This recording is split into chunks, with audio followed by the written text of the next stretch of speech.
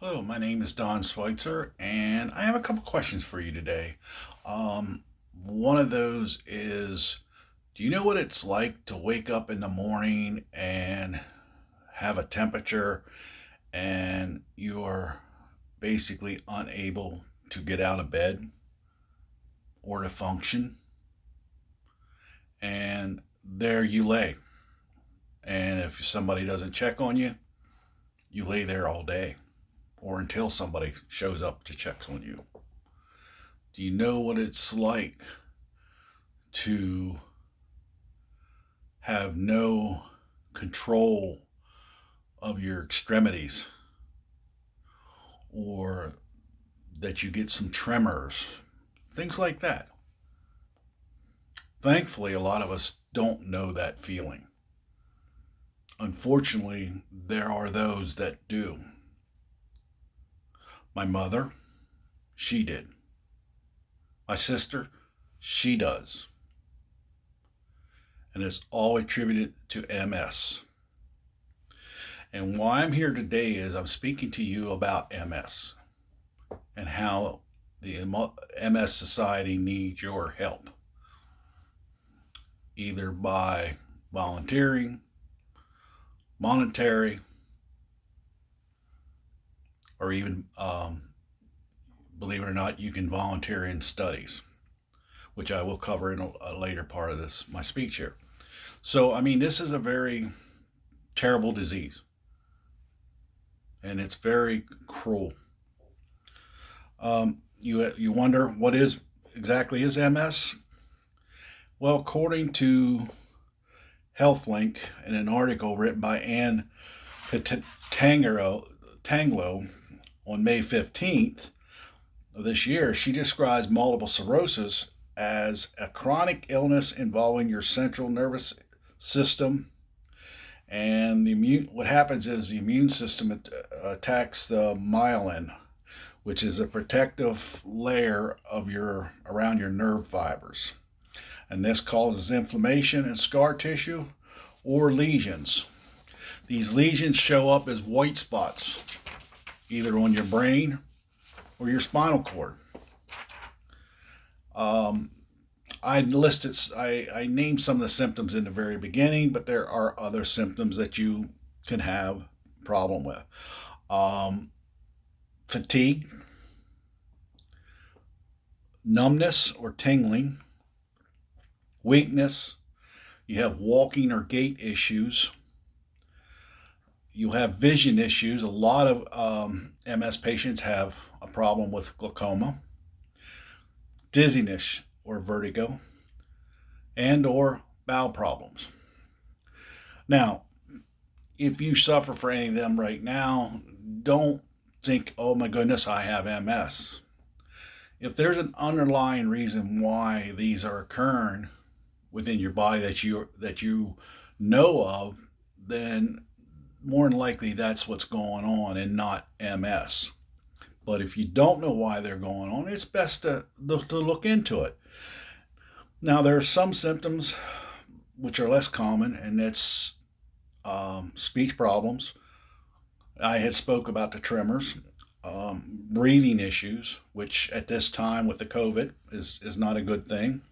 Swallowing problems, seizures, and hearing loss. Seizures actually affect a younger group than more so than older people. And according to an article written by Yvette Brazier for the Medical News today, it's difficult to know how many people have MS because according to the National Institute for Neurological Disorders and Stroke, it's between 250,000 and 350,000 people in the United States that are living with MS, and that's their um, estimation. Now, the MS Society claims there could be as high as 1 million people. Now, there are some risk factors that are associated with MS. One of them is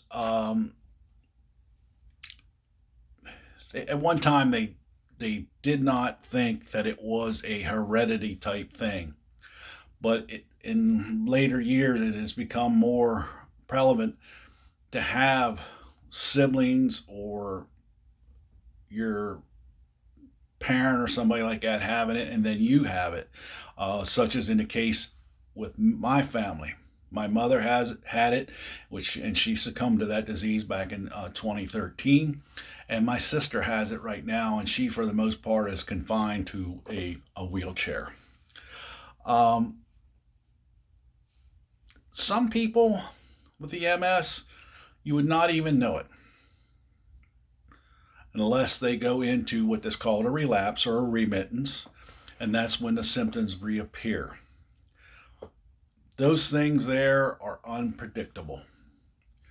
You could have them regularly, or could be going for a year or more. You never know.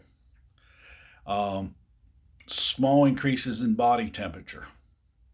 As I said in the beginning of my speech, my mother could not have a normal body temperature of 98.6, just like the rest of us. If she had that, she was bedridden. She could not get out of bed. Um, the approximately 50% of the people that have MS, as they keep going, um, it becomes a steady progression of symptom, and it's with or without periods of remission. It's just happens, and usually it's within 10 to 20 years from the onset of the disease. This is they give that a name, and that's called secondary progressive MS. The worsening of symptoms usually includes problems with mobility and gait. Um, Most people I know, it puts them into a wheelchair. So, a lot of patients are resigned to a wheelchair in later on in life because they just don't have the strength in their legs. Um, Another thing that the MS people that's just not commonly known is the ones that end up in a nursing home. Unfortunately, they they have been described by uh, the healthcare workers there as being some of the angriest and meanest people that they serve. And they don't say it with disgust, they say it with compassion, because what it is this disease causes this type of anger in the person because they get the frustration level goes so high, and the only way it can manifest is in anger. you know Typically that person is not like that, but because of that, um, there are several types of MS. It's called some are called, one's called relapsing remitting multiple sclerosis, secondary progressive multiple sclerosis, and that's the most common type. Primary progressive multiple sclerosis and progressive relapsing multiple sclerosis.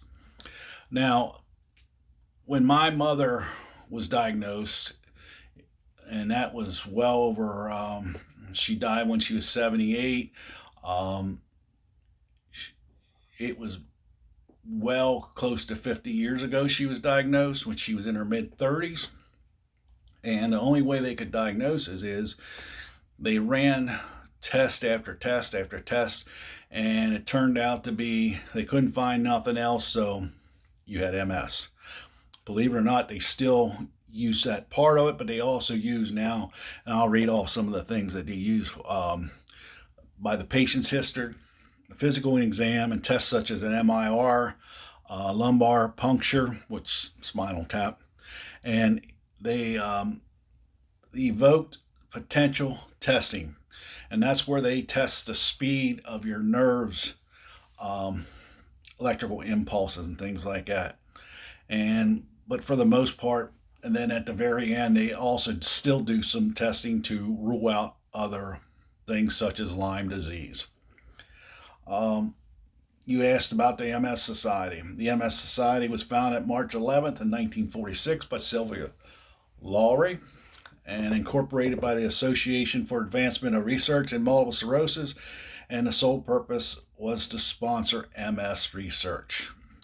Miss Lawry got involved because her brother had symptoms, and 1947 they went ahead and renamed it to the National Multiple Sclerosis Society. She placed a small ad in the New York Times in 1945, and it basically said, headline, multiple sclerosis.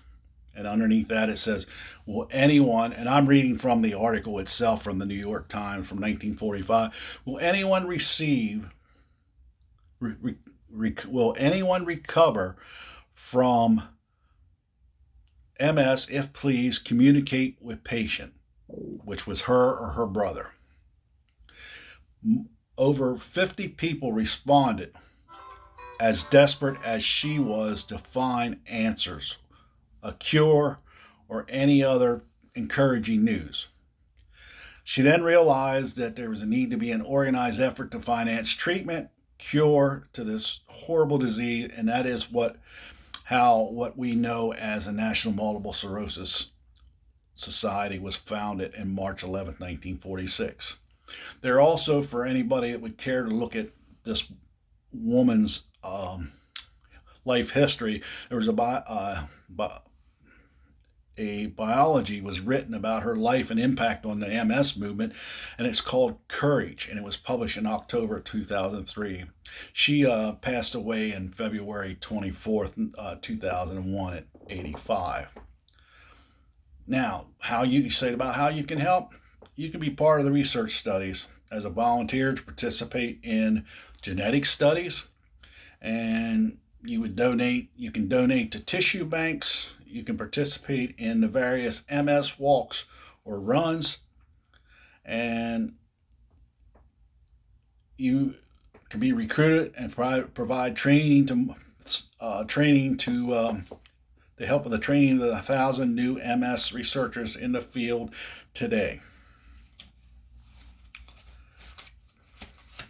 And this is where all this money, where the money is going to, and their functions there. Okay. They've also provided early career support and fundings to nearly every thought leader in MS research. And they've set standards in diagnostic, symptoms management, and pediatric MS and alternate medicine. There's rehabilitation research, clinical trial strategies, and stem cell research. Now, you heard me say about pediatric. Yes, MS does affect the pediatrics. It's very, very rare because normally it is between the ages of 20 and 50 years old who are affected.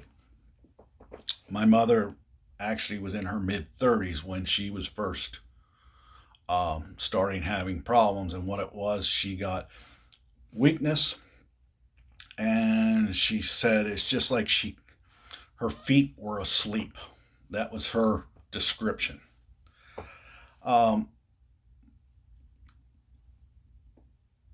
The money also has paved the way for all existing therapies that exist, and this is according to the National Multiple Sclerosis Society website.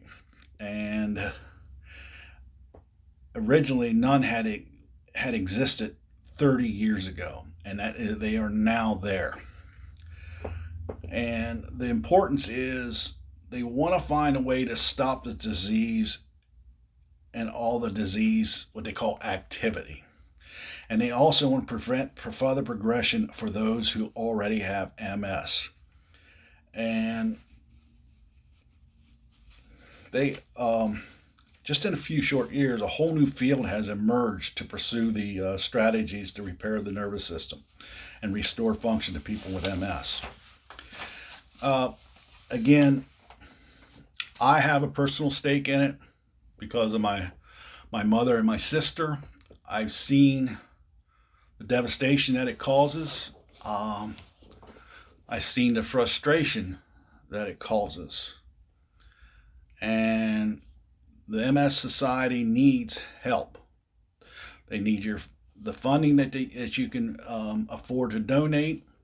They could use volunteers to do the MS walks or the MS rides. You'll see them. They're constantly, especially in the spring, it really comes out when they do these things. So I ask of you, please consider if you're looking for something to do like that, and you're a person who does the 5Ks and stuff like that. Do the walks and do the runs, and you know, and look up your get a group together and turn it into a fundraising thing for a group or something like that. It goes a long way because you're walking and running to a lot of people who cannot do that. So that is what I'm asking for and promoting to do. So again, I thank you for your time and have a great evening and hope this disease never touches you. Thank you. Goodbye.